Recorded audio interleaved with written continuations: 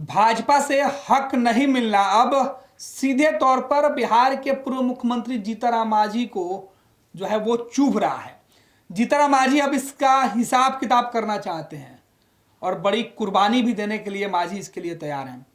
समझेंगे हमारे साथ हमारे सहयोगी विवेका जी हैं। विवेका जी, जीतनराम मांझी तो अब आर पार के मूड में है।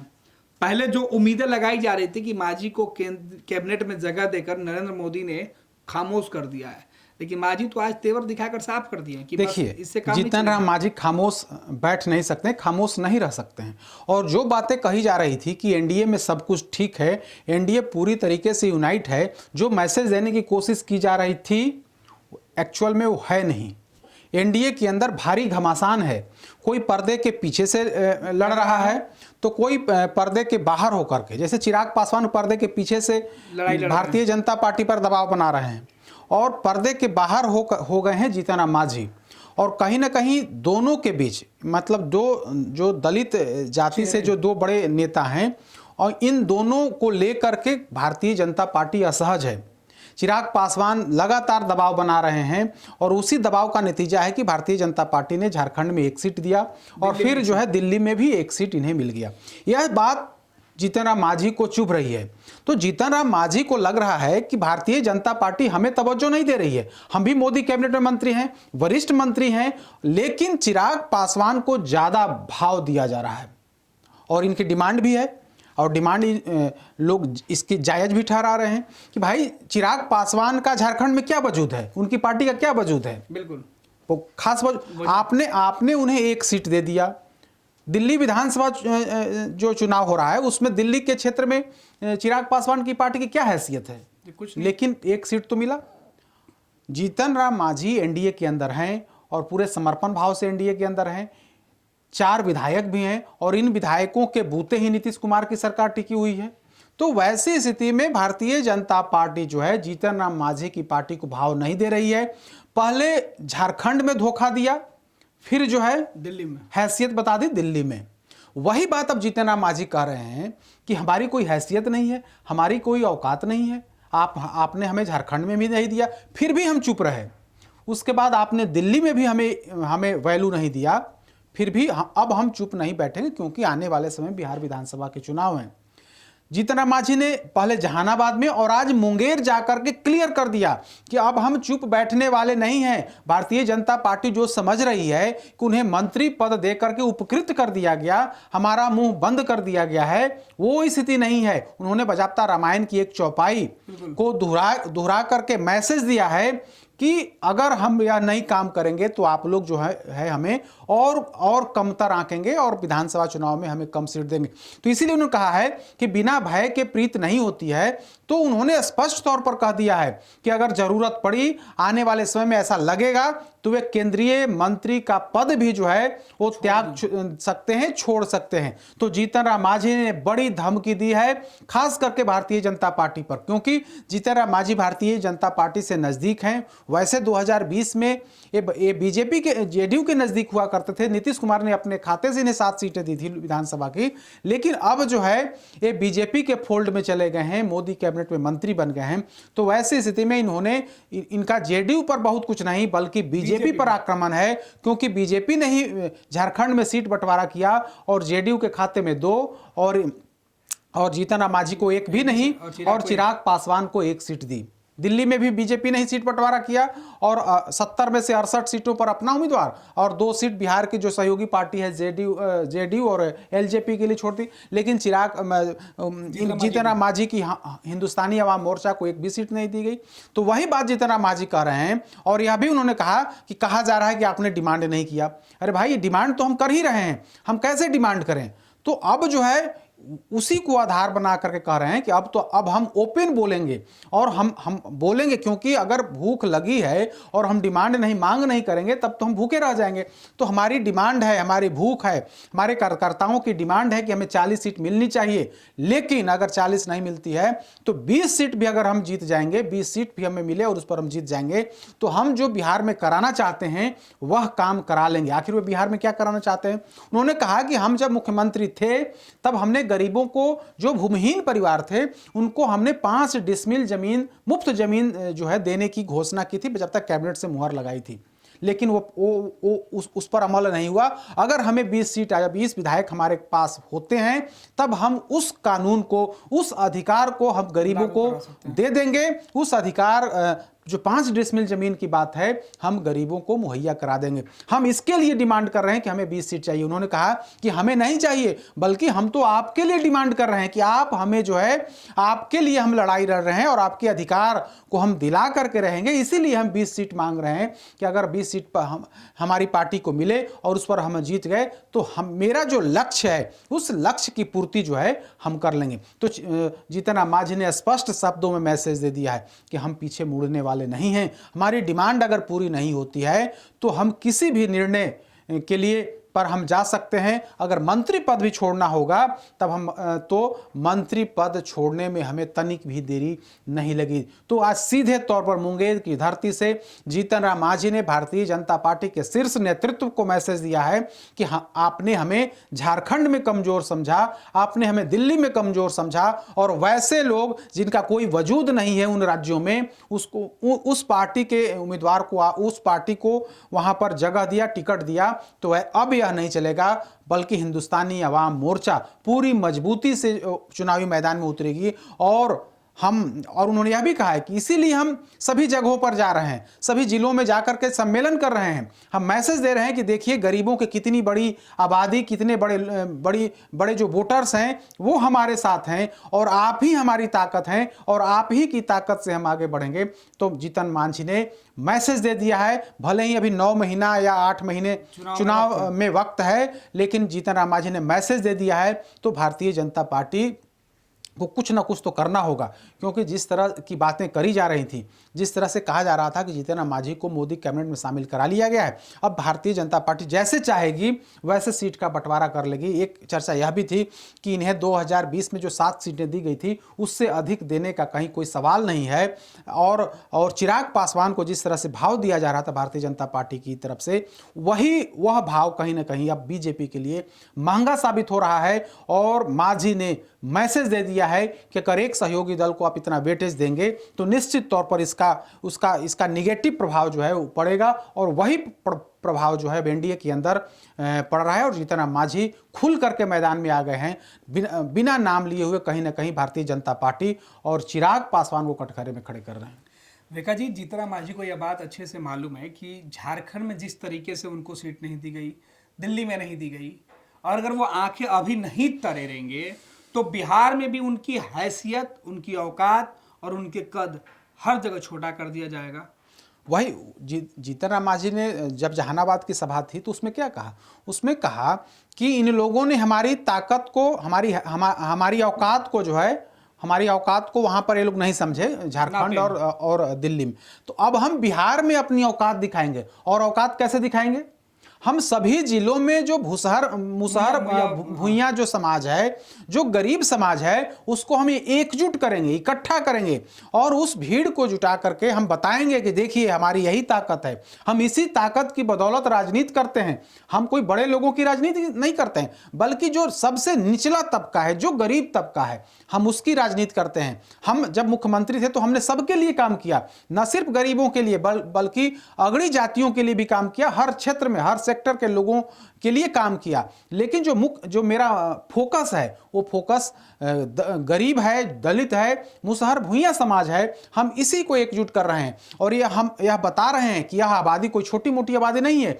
20% आबादी की हम राजनीति करते हैं, और वैसी स्थिति में हमें कमतर करिएगा, हमारी औकात को नापने की कोशिश करिएगा तो यह नहीं चलेगा। आपने हैसियत हमारी बता दी है झारखंड में, आपने दिल्ली में बता दिया कि आपका कोई वजूद वहां नहीं है, लेकिन बिहार में ऐसा चलने वाला नहीं है।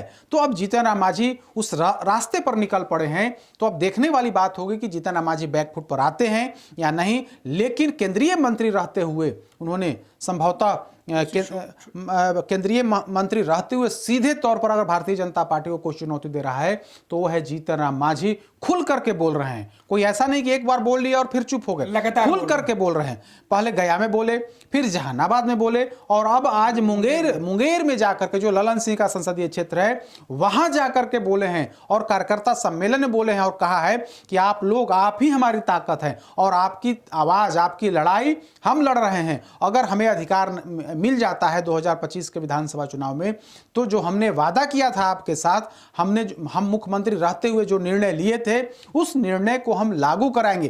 दरअसल उनकी मंशा यही है कि अगर हमें अधिक से अधिक सीटें दी जाए और उस पर हम जीत गए, तो आने वाले समय में वो विधायक जो है वो निर्णायक होंगे और सरकार पर दबाव बनाने के लिए वो विधायक जो मेरी पार्टी के विधायक होंगे वो कारगर होंगे। तो यही वजह है कि जीतन राम मांझी बार बार कह रहे हैं कि कम से कम हमें 20 सीटें मिलनी चाहिए। अगर 20 सीट मिल गया और हम उस पर चुनाव जीत गए, तो निश्चित तौर पर जो हमारी डिमांड है उस डिमांड को हम सरकार से पूरा करा लेंगे। विकास जी, जीतन राम मांझी का बगावत बीजेपी को तो मुश्किल में डालेगा। नीतीश कुमार की वर्तमान की सरकार पर फिलहाल कोई असर पड़ते हुए तो दिखाई नहीं पड़ रहा, उनके सेहत पर, सरकार के सेहत पर असर नहीं पड़ रहा। लेकिन अगर यही बगावतपन वाला तेवर मांझी का बरकरार रहा तो 2025 में कितना नुकसान एनडीए को हो सकता है? देखिए, नीतीश कुमार की सरकार पर कोई खतरा नहीं है।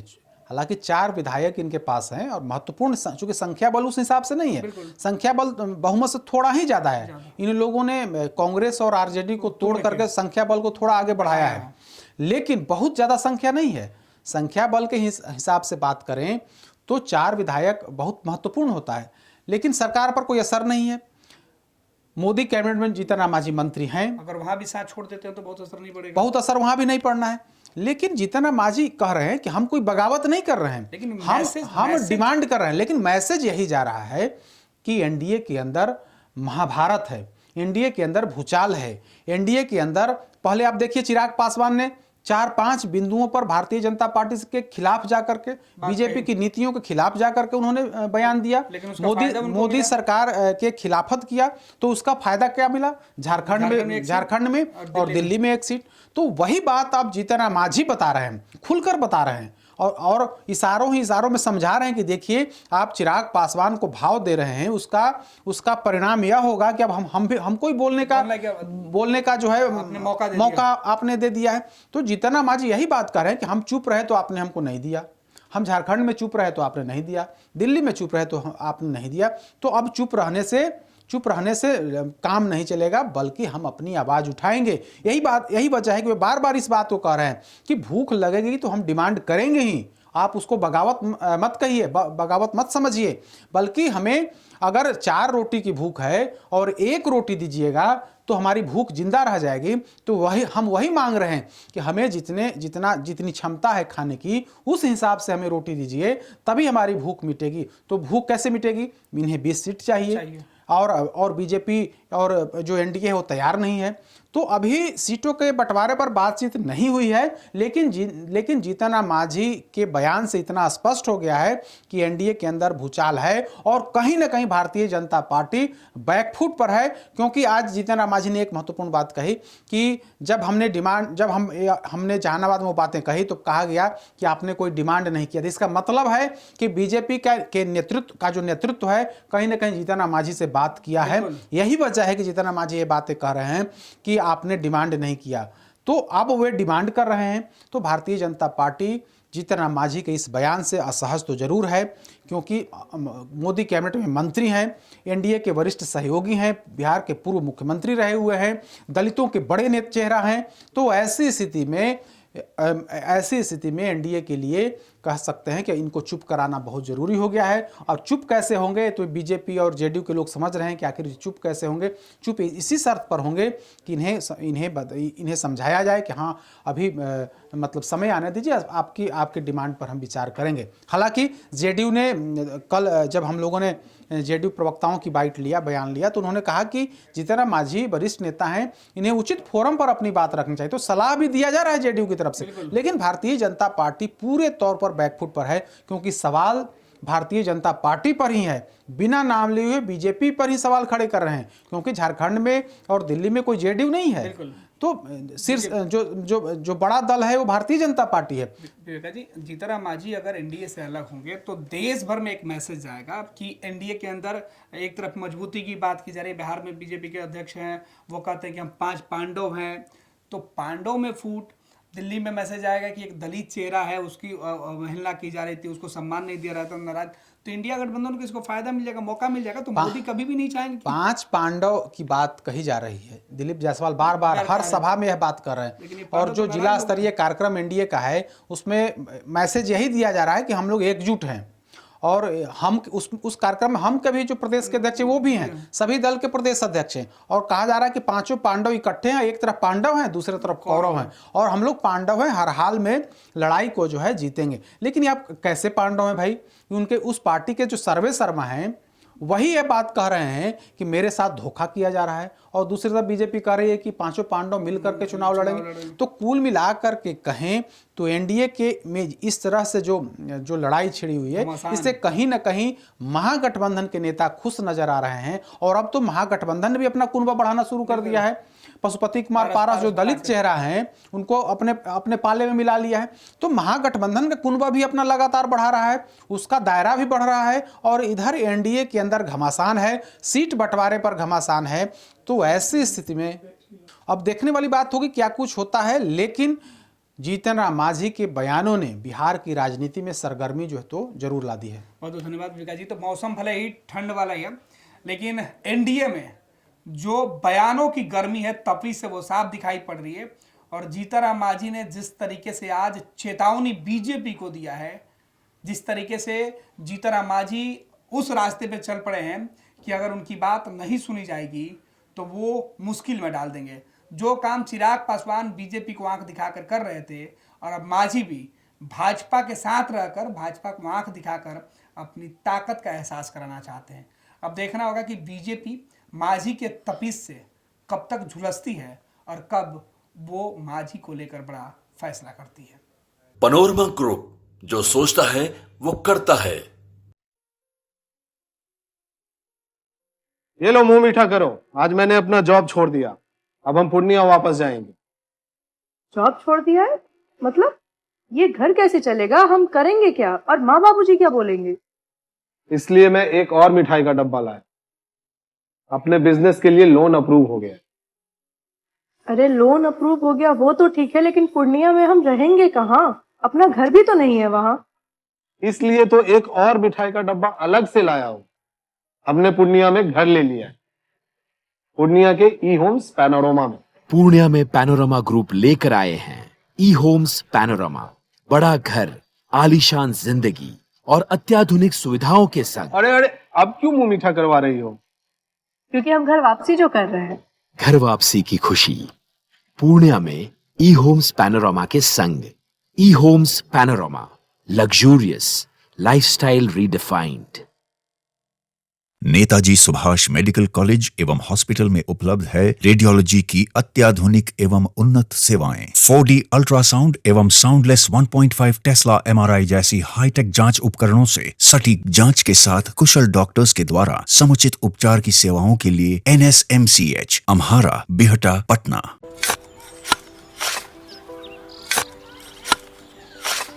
नई का साल मुबारक हो चाचा। मुबारक। जब तक इस सरकार बा तब तक नया साल मुबारक। का बात करत बाड़? बात ई बा, साल चाहे नया होके दिन चाहे, हमार जिंदगी में तो बस दुख है, दुख बा। बाढ़ के समस्या 10 का 10 बा। फसल बर्बाद हो जाला या ऑन पॉन बिक जाला, ना कोई उपाय बा ना कोई राहत। बात तो सच बा चाचा, फिर से बाहर जाए के सोचे पड़ रहे हैं। इस सरकार से कुछ ना हुई। कबू कबू तो लागेला हमरे मजदूरन की जिंदगी में कोनो नया साल सच में मुबारक होई। नया साल तो तब मुबारक होई जब नई सरकार आई। बात तो सही बा चाचा। नया साल, नई सरकार, नया संकल्प, नया बिहार।